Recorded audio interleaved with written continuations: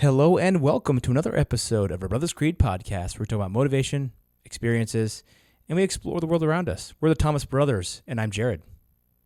And I'm Ethan. And today we're going to talk about a topic that is probably one of the simplest topics that we've ever talked about before. How to be the perfect dad. Maybe not the perfect dad, but how to be a good dad, right? And tongue in cheek, this is not the simplest thing to do in the world. But Jared and I are going to kind of go through some strategies, tactics, some things that you can do, maybe some things that you shouldn't do. I don't know. Everybody's different, and every kid is different. But in this episode, we're going to talk about how can we be more effective, better dads. Absolutely. Let's go ahead and dive in.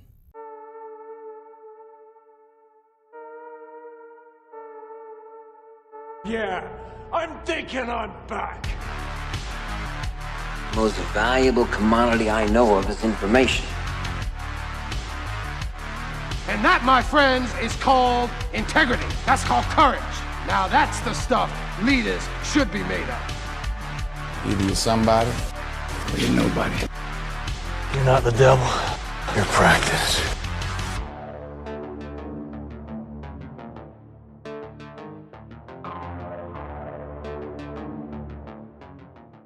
All right. Well, this is such a hard topic to discuss. I feel like every day I do a recap in my mind, and I'm just like, was I a good dad today?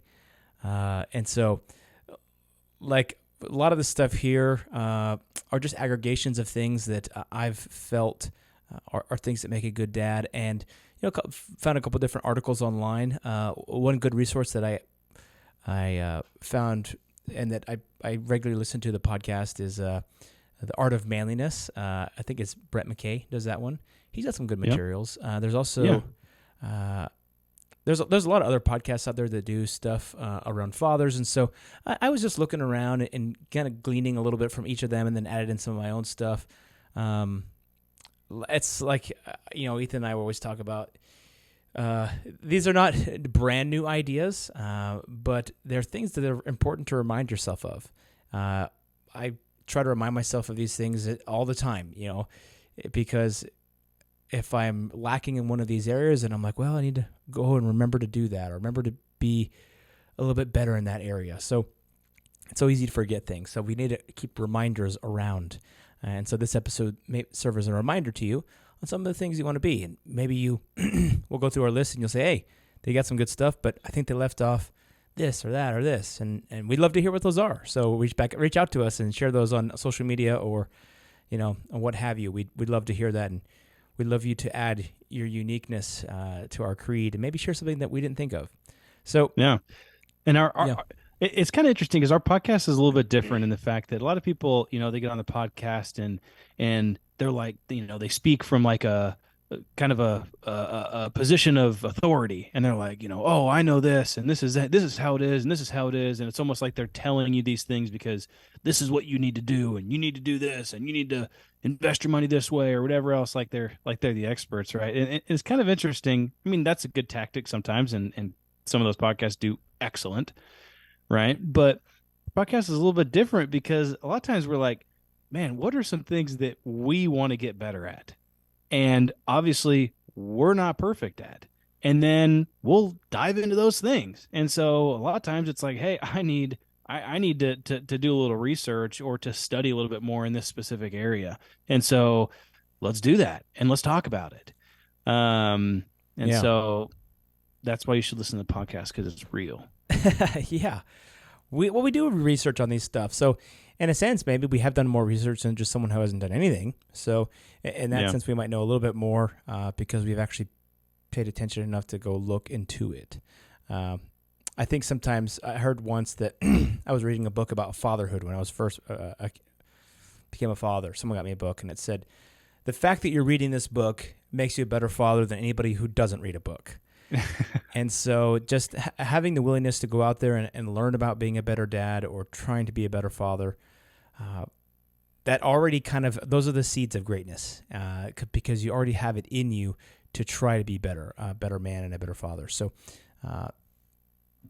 So yeah, that's one thing. That's one thing that I'm going to talk about is just paternal influence that it can have on someone's life, even if it's not the perfect influence, but just an influence in general. Yeah. So maybe we can go one by one. You say something, and then I'll say something, and we can kind of just go one by one down our list.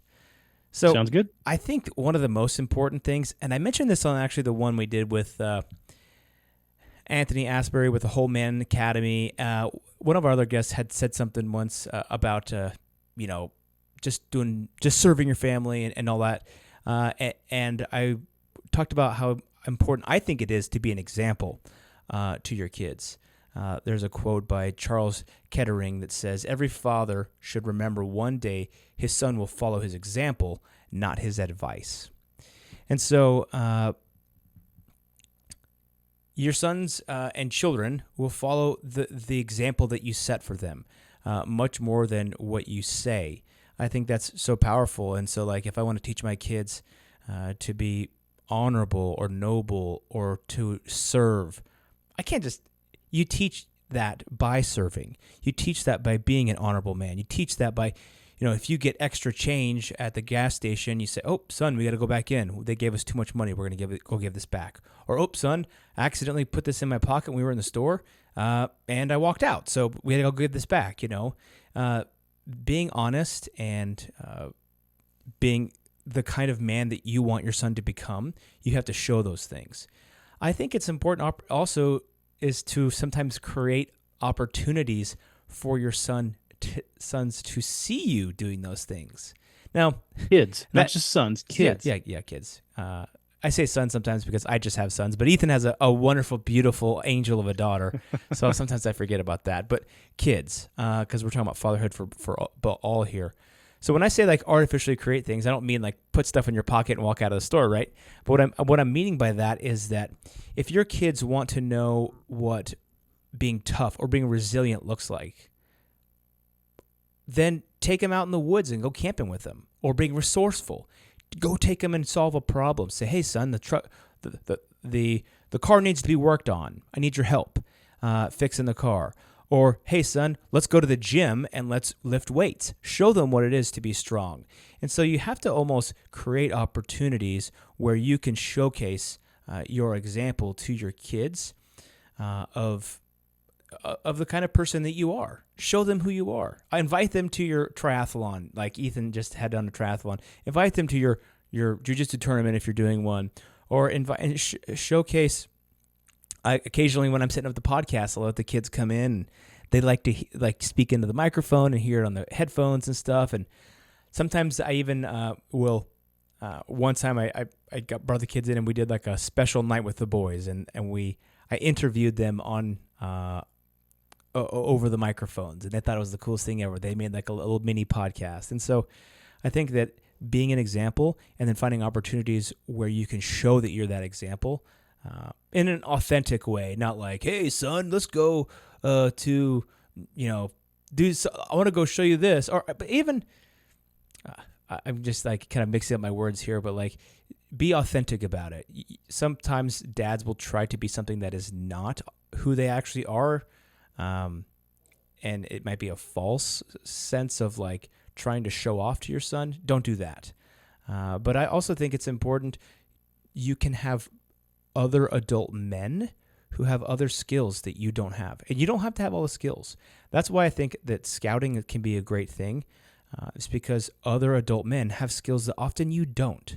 Like, I don't know how to weld. But if some other guy knows how to weld and he can teach my son how cool it is to weld and build that skill, I want to expose him to that. I don't have to be everything, but I can be a facilitator of that for my kids, a facilitator of knowledge and learning. And so I think that's, well, actually, those are kind of two things. Be an example where you can't be that example. Be a facilitator to where your kids can be exposed to those things and learning those things. Yeah, that's great. That was on my list. Be a positive role model, an example, demonstrate integrity, honesty, respectful behavior, and owning your own behavior, which is true. So I agree with that. A couple of ones that I had, be present. So spending time with your kids, and when you are spending time with them, spend time with them. Don't just sit on the couch as your kids are playing and you're on the phone, right? Yeah. Be present. And then I'll couple it with another one of showing love and affection. I think this is kind of underrated, and sometimes it's especially for like the father, right? The men, that I don't know if it's like this anymore, but I think maybe for kind of like our parents' generation or even kind of the generation before ours, the father was kind of almost a cold or a more stern, like less loving person. Mm-hmm. I don't think we had that. I think our dad was very loving and affectionate, and he said I love you a lot, and he would would give hugs and everything else. But I think that that's expressing your love is very important, both through actions and words. That you don't get to 18 years old and you've never heard your dad say I love you. Right. That's sad. Mm-hmm.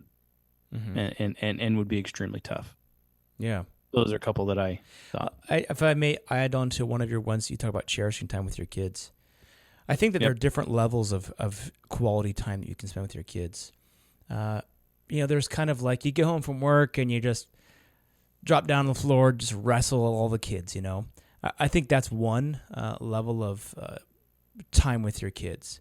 Like collective, just free-for-all wrestling, you could say that. Or just collectively hanging out and maybe dancing around and just being with the kids.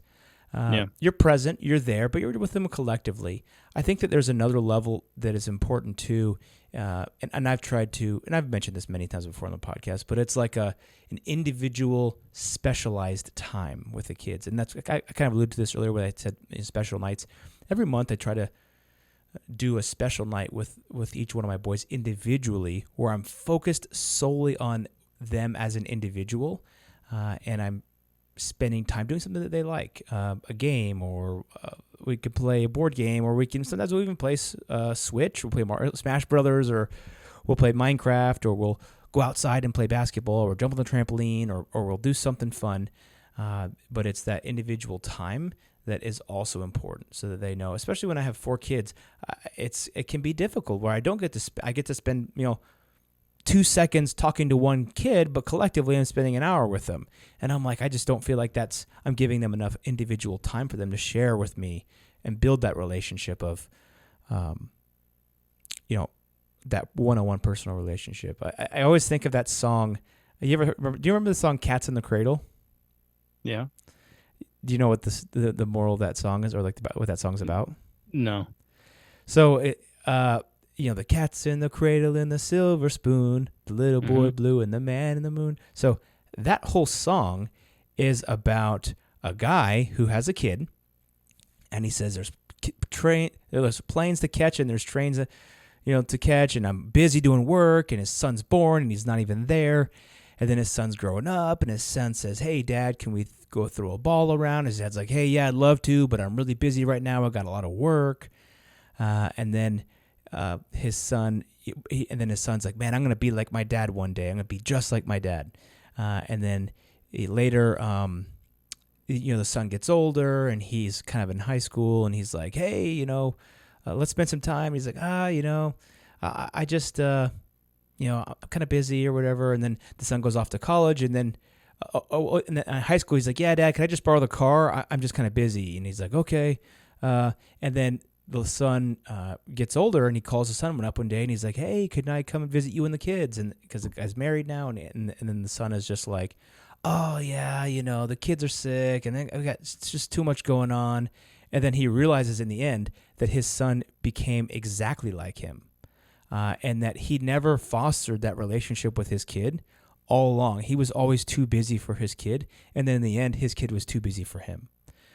So it's kind of a tragic song, but definitely worth a listen if you haven't heard it before. Yeah. It's a cautionary tale. Yeah, seriously. So that was just... Go ahead. I had another one that kind of went along with one of the other ones we talked about, which was... kind of an example, and setting the correct example. This one was teaching life skills. Mm-hmm.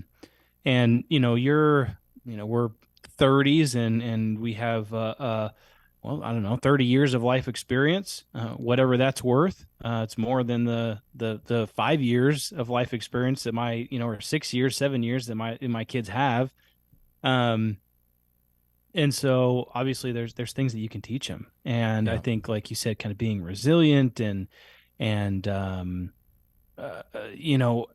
even if it's having a mindset of learning and of exploring things and wanting to understand more about what's going on around them. I think there's just a lot of skills that can be taught to kids. I think a lot of people too underestimate the skills that they have. And they're like, well, I can't teach my kid to code, or I can't teach my kid to be a doctor or whatever else. But there's always things that you can do, bits of knowledge that you have that you can impart on your kids. And kids are curious too. We'll be sitting there and at dinner, and one of the kids will be like, hey, Dad, what does this mean, or what is that, or and a lot of times I will I like to kind of draw things out, and so I'll get a piece of paper and I'll write it all out, and they're like, what does 1 billion mean? And I'm like, okay, and we'll go through. This is 1, this is 10s, this is 20s, or hundreds, this is thousands, right? And we'll go through like all the zeros and get to billions and be like, this is all whatever it is. And so it's just teaching, supporting their interests, their hobbies, their ambition, and their desire to learn. Oh yeah, totally. And I think those moments come up a lot of times when I'm in the car with the boys, taking them to and from things, especially to and from jiu-jitsu. Usually I take them. We talk about all kinds of stuff. Or to and from school in the morning. We talk about what would happen if you ate the whole house, or like quick questions like that. It's like, what? Yeah. But like recently, what like really gets them raptured is like when I talk about like the Chinese government and how corrupt the Chinese government is, or like how they tried to pull the wool over everybody's eyes with coronavirus, or or how a business works, or how like gross how you make money in a business. And I'll give them a simple math problem. And it's like, if you buy something for $1 and you sell for $10, how much money are you making? And we'll talk about economics. And so we'll talk about tons of stuff. And then they'll get back in the car after like, jiu-jitsu or whatever. And they'll say, Dad, can we keep talking about that one thing? And I'm like, oh yeah. So yeah, definitely taking those moments to do that. One that I had here was loving their mother. And that's a good one. I think it applies differently for boys and girls. I think when I think about it applying to my boys, I think it can show how a man should treat a woman, how with respect, how a man should talk to a woman. And that way, a lot of times, hopefully my boys will model that with their future wives, I'm not yelling at my wife. I'm not hitting her. I'm not putting her down. And she's not, and I'm not allowing her to do those things to me either. And so just the way that we talk with women, the way we treat women, it sets an example that can easily be followed. And I think for young girls too, is that they can see how a woman should be treated. So that sweet girl that you have, Ethan, she can say, hey, this is how my dad treats a woman, and this is how I expect to be treated when I start dating young men. And if a young man doesn't treat me how my dad treated my mom, then I'm not interested. And obviously there are situations where people, some people are crazy, maybe the wife is a narcissistic, manipulative, psycho person, or maybe the dad is. And so obviously there's situations where that doesn't work out. But where it is possible to work out, I think it's important to show that respect and love. And also that will not only show them how to treat women, but also, or how women should be treated if you have a daughter, but also just, it will model how a marriage should work as well. And that's, I think, an important teaching lesson as a father, to teach them this is how a marriage works. This is what we do. And I think it's important sometimes for them to see you having discussions with your wife, working through problems, those kinds of things as well. Yeah, I like that one. That's a good one. Another one that I had was, and I think this is important, and I'll kind of dig into it a little bit, but setting boundaries and providing discipline. Mm-hmm. This doesn't mean constant spankings or whatever else. I mean, it can, if that is how you choose to discipline in certain circumstances. I'm not going to tell you how to discipline your own children. But one thing for me in this specific category is, and what I've been trying to do is teach my children to understand the consequences of their actions, right? So if I do this, then this and this and this or this could happen, right? And if I do it, then is the juice worth the squeeze, right? Is it worth the consequence to do it? Is it worth the risk? Mm-hmm. And in some instances, it's not a risk and it's a good decision and it have a great consequence, and in other decisions, it's maybe questionable. And then some decisions are just poor decisions, right? That have poor consequences. But if I can teach them kind of the skill of being able to take a step back and look at the whole picture and say, okay, all right, if I do this, if I choose to, if my kid gets to college and they, choose to not go to class in the morning because they want to sleep, then, can they see a half a semester down the road when, the teacher actually takes attendance and I'm going to fail that class, right? Or just the consequences of the things that they do in their actions. Yeah. And hopefully, if I can teach that in their childhood, I will have to regulate that, and a lot of times those consequences will come from me. But if I teach that properly and enough, then when they get to the point of self-regulation and they start reaping their own consequences, or natural consequences, whatever it might be, that they'll always have in the back of their mind, wait, take a step back. If I do this, what's the possible outcomes? Yeah, well, you have to remember that their brains aren't fully developed until they're like, and that takes 21. time too. Yeah. Well, and I was actually going to say it at the beginning, but I think right, being a good father is a journey. It is a long journey, and nobody is the perfect father whenever they have their first kid, and nobody is the perfect father whenever they die, right? And it's a journey, but I think it's a learning experience that as long as you're continuing to grow and trying to do better, then you're on the right path. And fatherhood, like that relationship you have with your children changes as they get older. Fathering an adult child, being a father of an adult child is more like a friendship than, whereas a teenager, you're more of like a kind of, you're coaching, you're being a mentor. Whereas, when you're younger, when the kids are younger, you're more like you're telling them exactly what to do, all this stuff, and they don't, because they don't have much leeway.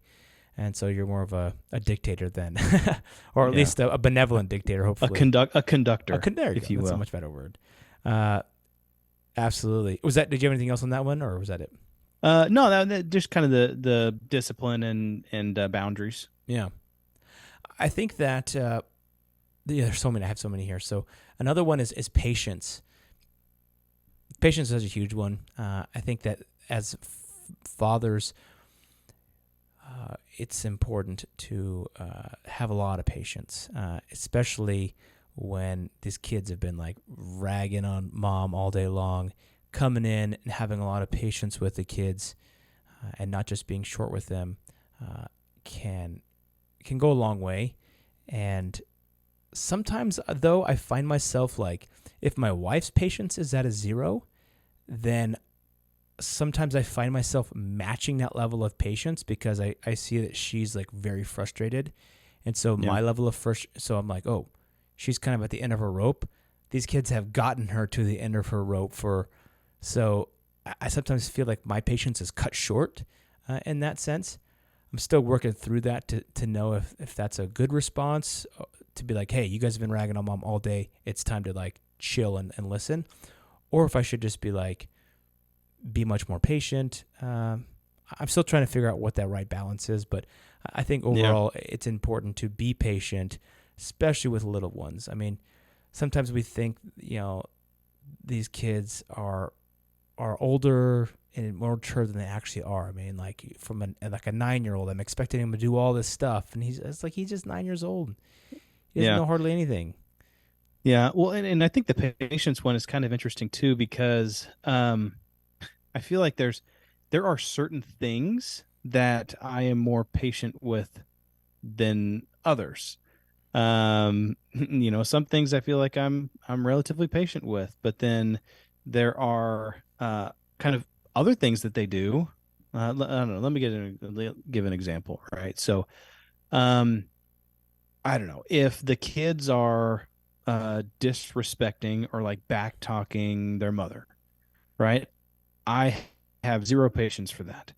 And it doesn't matter how chill I'm feeling at the moment, I will be all over that. Mm-hmm. But maybe there's other things of like, tipping back in your chair. And I've told you like 50 times to stop tipping back in your chair, but you know what? Let's let the consequences follow. Yeah. Right? That's exactly what happened at dinner tonight. One of the kids fell over backwards in their chair and slammed their head on the floor because I told them literally like 100 times, stop tipping back in your chair. Maybe not 100, maybe like 10. And then after I didn't get super angry. It was just kind of like, that's what happens. I'm sorry that happened. I'm sorry. And I gave him loves and everything and said, do you think that was a consequence of your actions? And through the tears, it's just like, yeah. Okay. Well, I think sometimes patience though is like, I don't want to always be like, stop doing that, stop doing that, stop doing that. Yeah. So I'm just like, sometimes patience is just like, dude, let these kids get hurt. If they're going to marginally get hurt, let them get hurt. Maybe they'll learn a lesson. If I'm okay with, if I say, hey dude, you're going to scrape your knee if you're doing that, you're going to fall. If they're not going to get like majorly hurt, if they're going to get something that will heal within a day or two, I'm just like, I told you, but you can learn your own lesson. Something with minimal amounts of blood. Yeah, hopefully Child Protective Services isn't listening to this episode. They're like, what? You should never allow your children to fall, So, you just have to, and I think that's sometimes what the difference between a father and mother. A mother's oftentimes can be so coddling, whereas a father's like, no, he needs to learn how to do dangerous things carefully, as Jordan Peterson says it. There you go. I like that, how he says that. One of the interesting things that how fathers just bonding through play, roughhousing, wrestling. There was a study that showed that babies whose dads were more active and engaged during play had fewer behavioral difficulties at age 1 compared to those who were more distant and detached dads. They also did better in cognitive tests at 2, for example, in their ability to recognize shapes. Cognitive ability, the importance of dads is so important, and I mean not to downplay moms, but dads are critically important too, and that's why they forecast prison populations based off of 3rd grade literacy tests, because those kids in 3rd grade, they are a product of the environment that they have been raised in. If they don't have a good home, if they don't have a good father and a mother there in 3rd grade, that's when they're going to start seeing signs of future failure. And so I think that it's so critical that they have that good relationship. And part of that is just, like I said, having that fun fatherly bonding play. Yeah, for sure.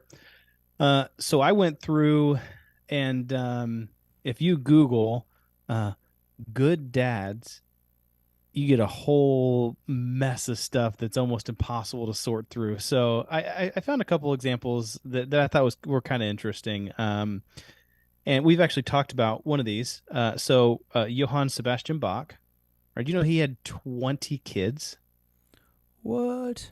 Yeah, he had 20 kids Dang. with from 2 different marriages, but only 10 of his kids, and it's just kind of a product of the time probably, but only 10 of his kids actually made it to adulthood. Oh, wow.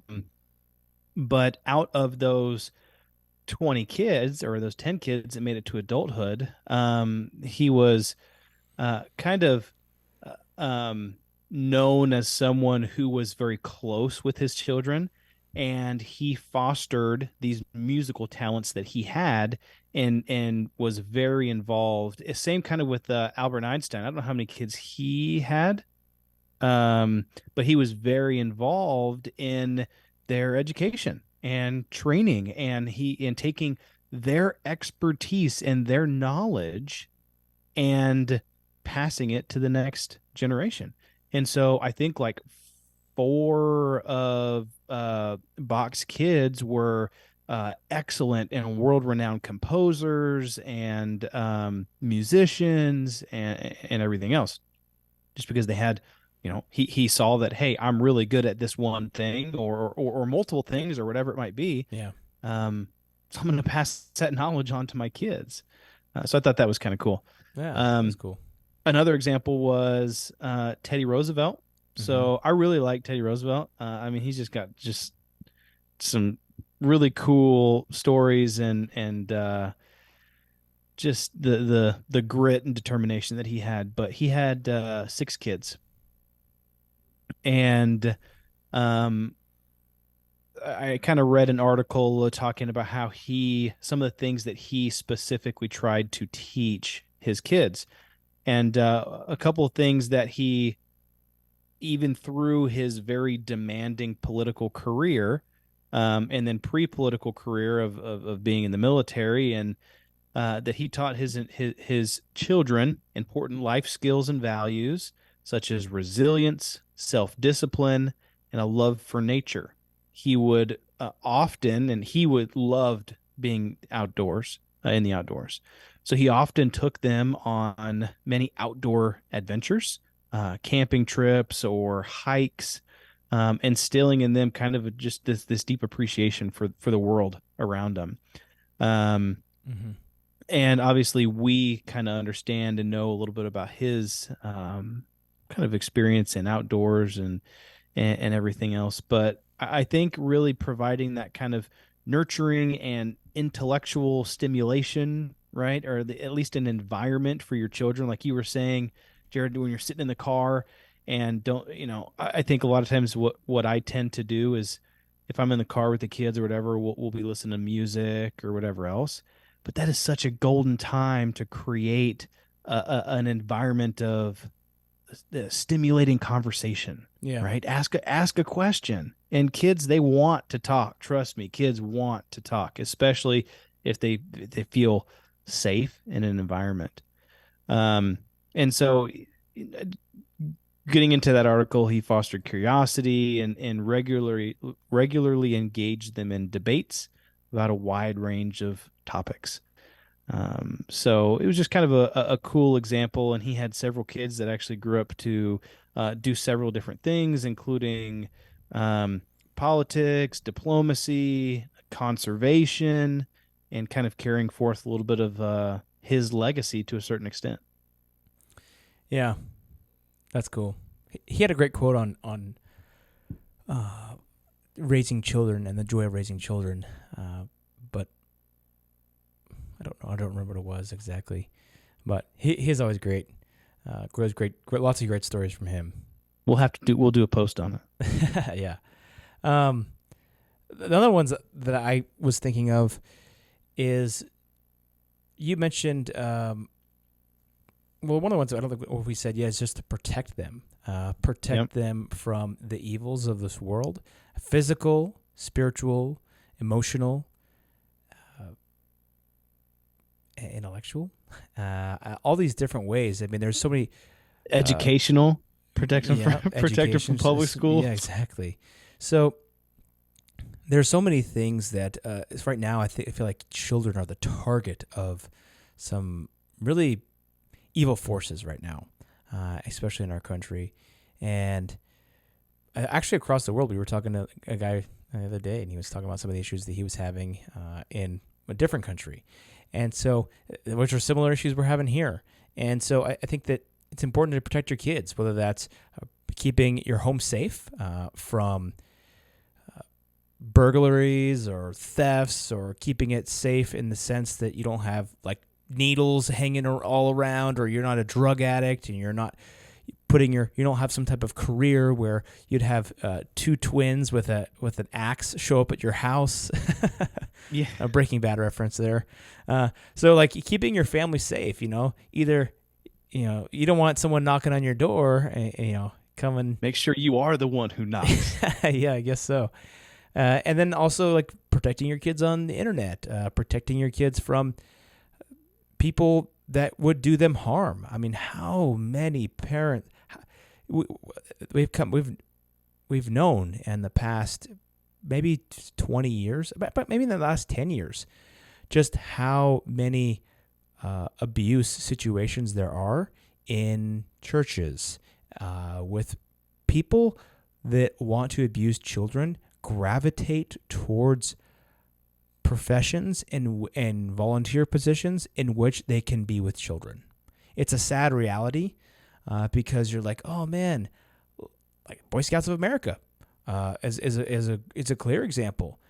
You're like, man, I want my kids to be around other men who are examples to them. But you get a bunch of creepers who go to the Boy Scouts of America because they want to be with young boys and they want to touch boys and they want to get the boys alone and all this creepy stuff that is just heartbreaking. You see that a lot with pastors and preachers a lot of times. The Catholic Church was having major scandals about that, but I don't think it's just the Catholic Church. It's lots of other churches too, because you get people who are who want to be in a position of authority, and they can do things that they'll say, "Don't tell your parents this because I'm over authority of you." Coaches too. So that's a way that I think in the last maybe 10 or 20 years that people have really started to realize, wow, like this is very prevalent, and we need to protect our kids from this, and at all costs. And then so there's lots of different ways you can protect your kids, and I think that's against all, like you said, against ideologies that are false or that are confusing or things that might lead them just into a dark hole. That also could be a way to protect your kids. Yeah. So I did some researching. We've talked about a lot of different things, kind of in general that make potentially a good father, right? And so I kind of narrowed that down a little bit and kind of have a list of what are some daily things that I can do that will increase my efficacy as a father, right? That will make me a better father. Like what are some action items that I can take away from this? And a lot of these we kind of talked about, but I'll just skim through it. So quality time, we talked about that. Mm-hmm. Active listening, yep. Right? Our kids want to talk, so stimulate their minds with a question and listen. See what they have to say. Mm-hmm. Showing affection, we talked about that. A bedtime, participating in bedtime routines. Mm-hmm. I think if you can, I think it's an excellent time as a father, right? Don't just let mom put the kids down every night. Oh, mom does that, right? Participate in that nightly routine and debrief with your kids. How was the day, right? Tuck them in, give them a kiss, say goodnight. I love you. It's a perfect opportunity to kind of have that closure to the day with your kids. Communicate openly, be honest and truthful, straightforward with your kids. Another one is encourage independence. I liked this one. Let them make their own decisions and let them solve problems on their own. Don't always be, don't be the hero constantly, Mm-hmm. Don't just be that parent that comes in and fixes every single issue that their kids have. Right? Maybe you could come in and propose several different options or whatever it might be, but let your kids be independent. And I'm not telling you this. I'm just relaying experts' advice to someone else. So I'm still working on these, FYI. I think one I'll throw in there is praise your kids when they do something well. I like that. Yeah. Express appreciation, which is kind of that praise. Completely agree. Engage in play. And then the last one I think is extremely important, and we kind of talked about it as well, but practice personal self-care. Take care of yourself physically, mentally, emotionally, right? Make sure that you are in a good spot to be able to be a good provider. Yeah. Right? To be able to, I don't know, like even go out and shoot a basketball with your kids or whatever else it might be, right? And this is maybe like an example to the way, way, way extreme. But I was watching this thing and it was kind of this like prepper guy, and he was really into fitness, and he was all about kind of like, when the apocalypse comes and when, it all hits the fan and the economy collapses and everybody's, the EMP hits the United States or whatever else. He's like, one of the most important things that you can do right now to prepare for that time is to be physically fit. He said that's almost more important than having food stores or tons of guns or whatever else it might be. It is being physically fit and able to handle your situation, right? What if you have to pick up one of your kids and run a mile, right? Would you be able to do it? What if all these different questions with a go bag exactly, or carry a bucket up a giant hill to get water for your family.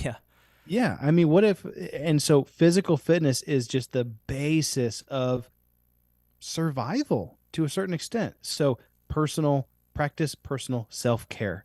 That is one of the best examples that you can give to your kids.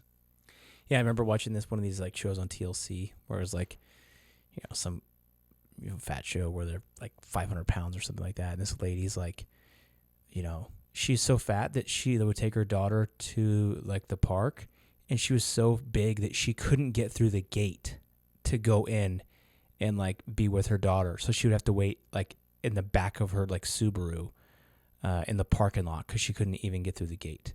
And then she lost some weight, and she was just like, I can fit through the gate now, and I feel like I can be with my daughter when she's playing, and like just like that.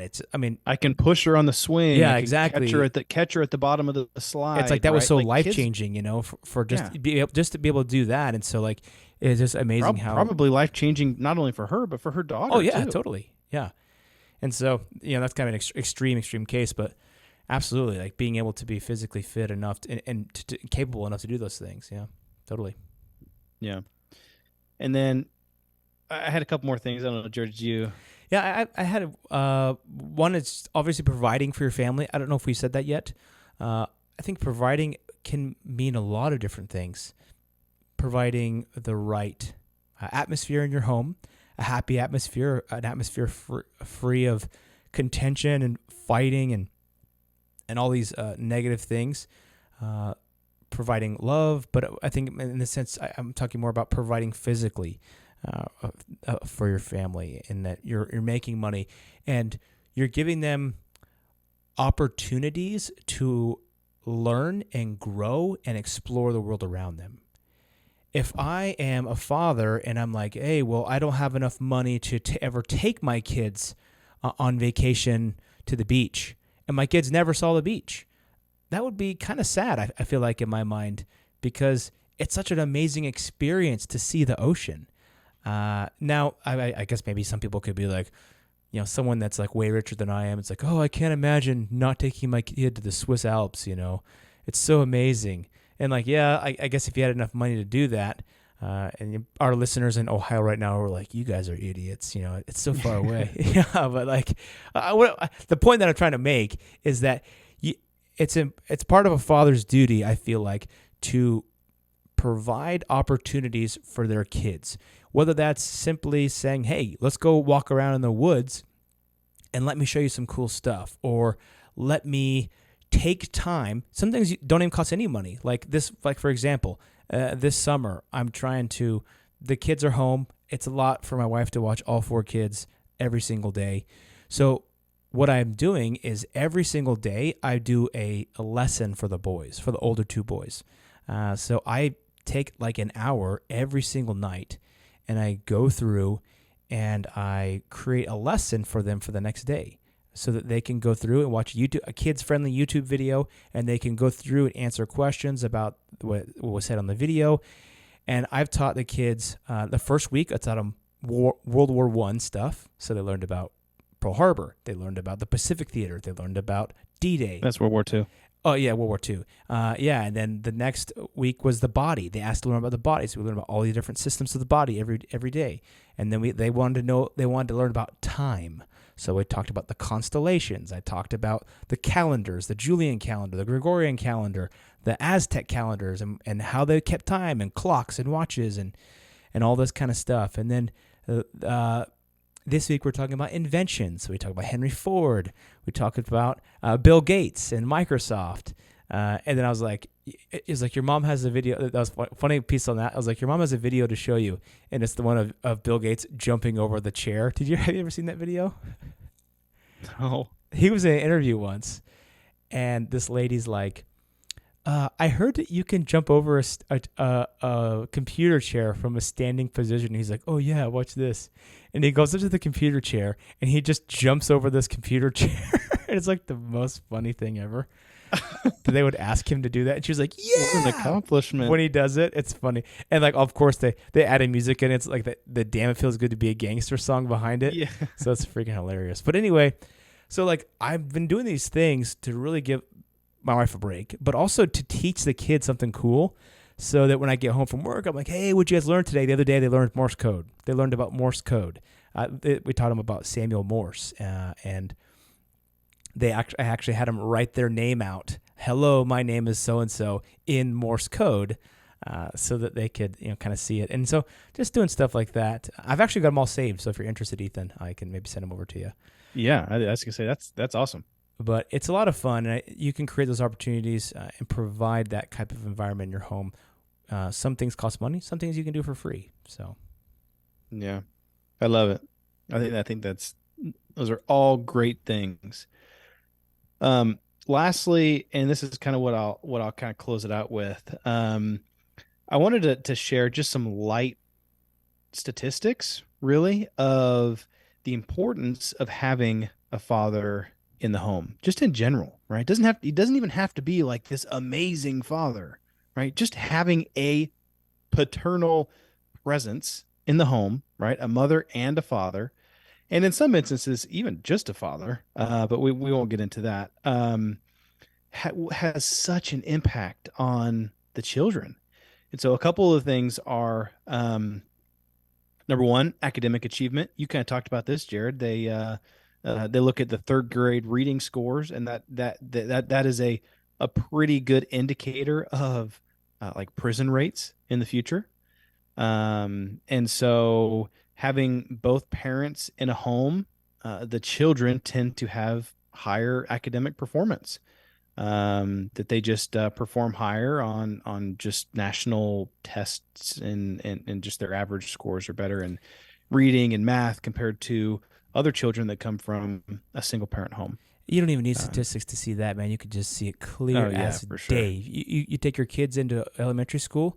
When COVID happened, you know which kids just totally disappeared off the map?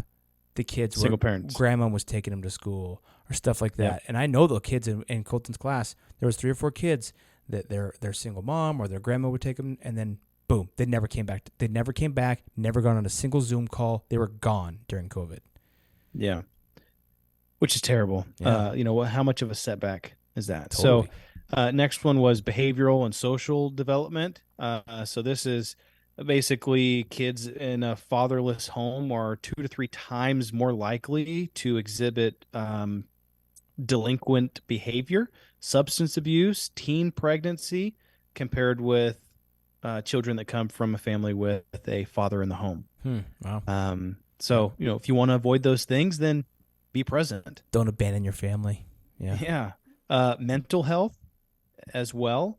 According to the CDC, that there are some pretty significant tests and studies that have been done that say that there are significantly higher rates of mental health problems such as depression and anxiety and even other like more serious mental health diseases from families, children that come from homes with no father.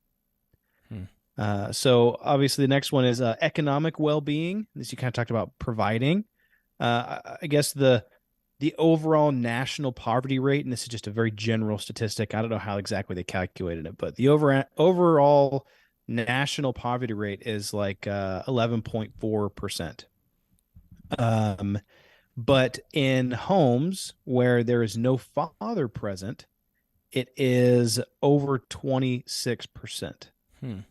Which is, over double of that. Now you can kind of look and say, well, maybe that's because they have an extra income or whatever else, but just having a father in the home helps to provide and alleviate the situation. Another one, kind of just health concerns, just in general, physical health. Kids that come from a 2-parent household with a father at home are just significantly healthier.